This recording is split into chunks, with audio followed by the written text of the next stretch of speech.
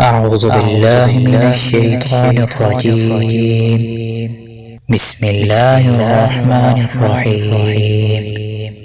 إن الله عالم غيب السماوات والأرض إنه عليم بذات الصدور.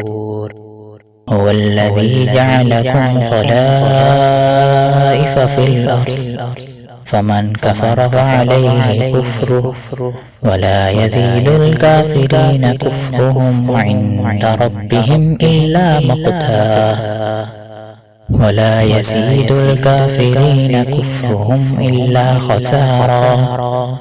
قل أرأيتم شركاءكم الذين تدعون من دون الله أروني ماذا خلقوا من الأرض أم لهم شرك في السماوات أم آتيناهم كتابا فهم على بينة منه بل إن يعد الظالمون بعضهم بعضا إلا غرورا. إن الله يمسك السماوات والأرض أن تزولا ولئن زالتا إن أمسكهما من أحد من بعده إنه كان حليما غفورا.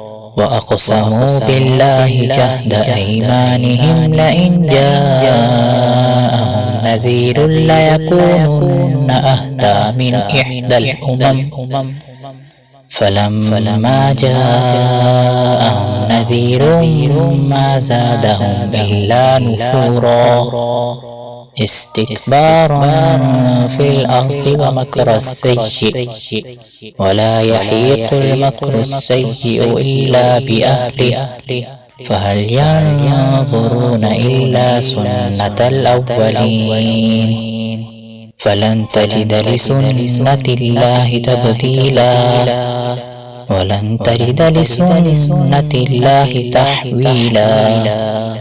أولم يسيروا في الأرض فينظروا كيف كان عاقبة الذين من قبلهم وكانوا أشد منهم قوة وما كان الله ليعجزه من شيء في السماوات ولا في الأرض إنه كان عليما قديرا.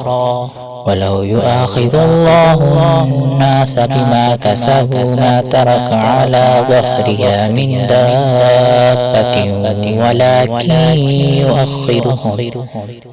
يؤخرهم إلى أجل مسمى فإذا جاء أجلهم فإن الله كان بعباده بصيرا.